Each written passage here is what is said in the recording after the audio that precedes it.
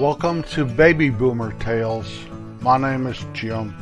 You can find us at babyboomertales.com. Once you've arrived at our webpage, you can find links to our YouTube channel, our Boomers General Store, our page that has links where you can hear Baby Boomer Tales in many, many places, such as Apple Podcasts, Google Podcasts, Spotify, Amazon Music, and more. Last night I had a great sleep. When I woke up, I felt like I had slept like when I was young, say 16, 18, early 20s, just the way I felt. And so then I did a bunch of stretches before I got myself out of bed. Sometimes I'm real guilty of not stretching before I get out of bed, and then I feel a little bit like I should have stretched, especially when I bend down to turn the air handler off. I turn the air handlers on when I go to bed, so the air conditioner will make my room cold. Well, I've got 3 air ducts in the bedroom, and I turn 2 of them off during the day, so the room stays in the 70s and not like an ice box.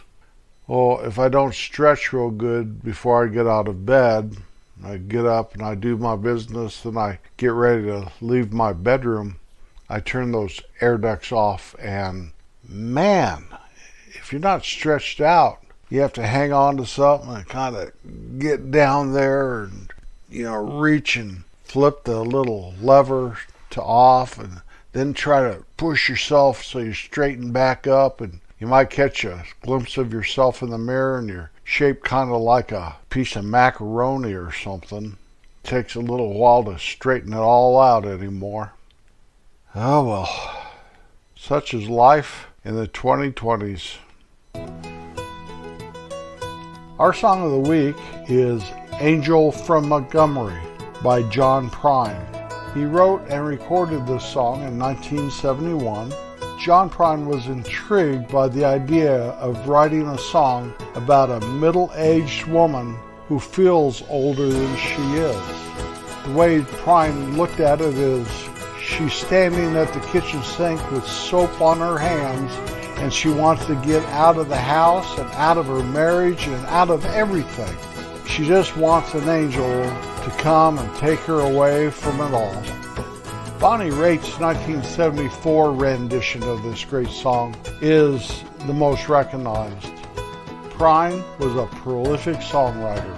Amazing how many songs he wrote. Just give me one thing that I can hold on to. Our unusual fact this week: the Statue of Liberty was once a lighthouse. About a month after the statue's 1886 dedication, it became a working lighthouse for 16 years. Its torch was visible from 24 miles away. Oh, say can you see? The TV show called 30-something ran from 1987 to 1991. It's about a group of people in their 30s living in Philadelphia and how their lifestyle was handled in the 1980s, because their counterculture, where they were raised and what their culture was from the 70s. We all know the 70s, before disco, during the time of Crosby, Stills, Nash & Young, the Eagles, Joni Mitchell, all that stuff. Not the 60s with the Beatles and the Stones and that stuff. The show was centered around one couple and their friends and their friends' friends and their bosses, and how these people were navigating the 1980s. So they were 30-something in the 1980s. When 1980 hit, I became 30 years old. I was born in 1950. Most of my friends were right around my age. Some a few years younger, some a few years older. You know how that goes. And now I'm in my 70s in the 2020s. So are my friends, what's left of them. And as we try to navigate not only the 21st century, but the 2020s, it is nothing like the 1970s or 60s or even the 1980s at all, not even a little bit. Where we once were cool, now we're the old people. You can still see some of these guys that look like they think they're still cool, and maybe that's okay. I don't know. You are what you are, no matter what age you are. I myself kind of abandoned the hippie type lifestyle, the 70s long hair, and we're gonna change the world and all that stuff as I got older. But in some ways, that's still very much part of me. I find that I wear Converse tennis shoes and blue jeans and t-shirts.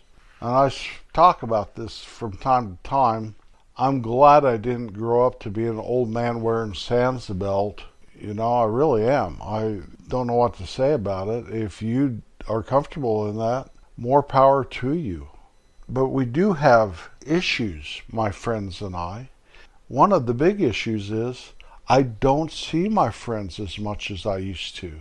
Part of that's living clear out in the country, where I'm a long ways from anything. And the town that I live closest to, we've never become part of the community, although I know some folks live there and I do some of my business in that town. It's not really like a hometown feel for me. And yet, looking at them and the way the town is, I kind of miss that. Their football team is very, very good, the high school football team. Everybody knows everybody. Sounds familiar with me, the town I grew up in. But most of my friends that live around here live up towards the city. And so we see each other very seldom. And when we do see each other, you know, you have to plan it and have somebody over. Maybe you meet at a restaurant, you know, that 4 o'clock dinner time. I understand that. I used to make fun of people that had their dinner so early at night. Now, if I eat late at night, I have a kind of a tough time. And I find that I have to eat a lighter dinner. Can't have those seconds anymore. Can't eat as much as I want. And when I do, I wish I hadn't.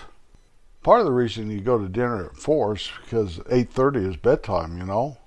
One thing I do not like about growing older, though, besides not being able to accept it or even believe it, and when it becomes real to me is when I see somebody that I haven't seen in very many years, like at a reunion, or I go back home and I run across somebody, or I see pictures of somebody, or I read their obituary or something like that.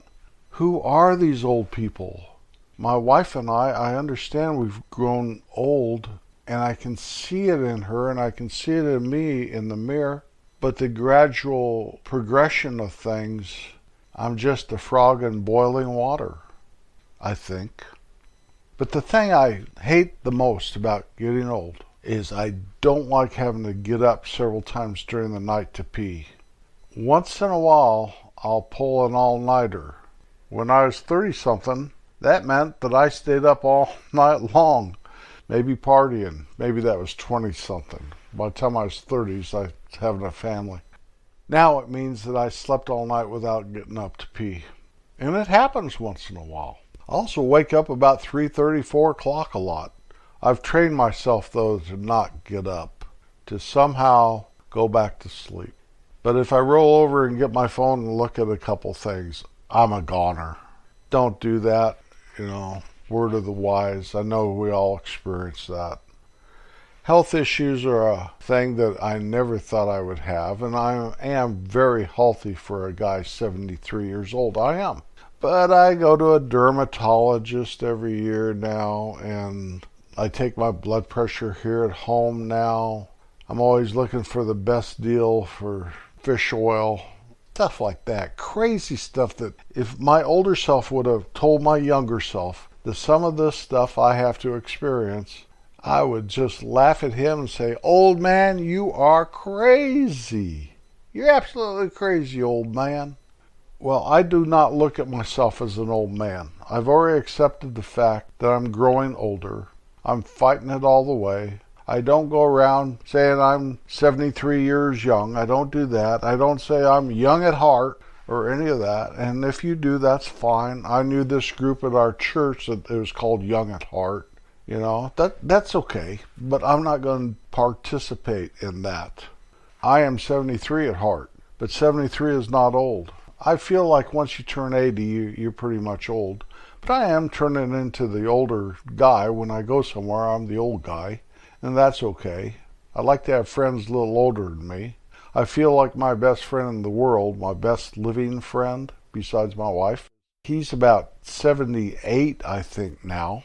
So he's a few years older than me. And that's okay, you know.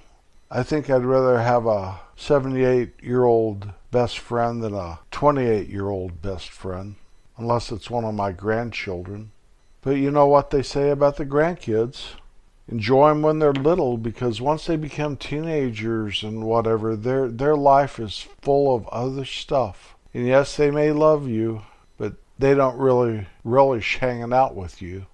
Hard pill to swallow, isn't it? So here we are, a bunch of baby boomers trying to navigate our 70s. I think it's kind of fun. It's different. You have to take things like the aches and pains as part of growing older. Same way as you had to take having pimples and stuff when you were 16. It was just part of the gradual progression of life. I'm not going to ever complain about growing old, or try not to complain too much. You've seen the saying, you've heard the saying, because so many of us didn't have that privilege. But I do things like I look at the obituaries. I seek out older people to give them my Baby Boomer Tales card, nothing else. Yesterday we were at some kind of a craft festival, and there's a gazebo there, and this band was playing, and a couple of them, there were a three-piece, a gal and two guys, and the gal was playing keyboards, and one guy was playing guitar, and the other guy played whatever, bongos or a guitar or whatever during the song. I sought one of them out and gave them my card and told them how much I liked their music, because they did things like they played old jingles from commercials and some old songs and stuff. And those are my people. Those are my people. I am glad to be a part of that and to be a part of them and have them part of my world. Now, I know some of us age better than others of us do. Some of us physically we're okay, but mentally we have challenges. We're at the age where dementia tries to come upon us. And that is different than being forgetful and wondering where the heck you put your glasses. That is different. It's a disease, but it seems to strike my generation now more because of our age. Physical ailments we may be more prone to, like I was talking about getting all straightened out in the morning, but that's okay. I do exercise some, but I work outside a lot. That's part of living out in the country. I work harder than I should at times, and anymore it takes at least a day to recoup. But that's okay. What else do I have to do? The one thing I want to encourage us all is to keep our minds going well, keep our bodies as good as we can. Find something that keeps you busy. I don't care what it is. You know, I say that I have the podcast that keeps me busy. And in the wintertime, that is really a good thing because I don't go outside and work in the wintertime. But in the summertime, I do, and that's great. That's absolutely great. So when you see an old fart out there, maybe struggling, maybe getting a little confused, maybe not being able to put his groceries in the backseat of his car, maybe a lady riding one of those little scooters up and down the aisles. Just remember, these are our people. We're part of the baby boomers that changed the world, and now the world's changing all around us. Don't get hung up on if it's for the better or for the worse, because it's going to change with or without you. Just do your best to help change it for the better. Well, thanks for riding along today. It's been a good trip. It's a high calling to simply be kind. I'll be back next Wednesday. Peace out.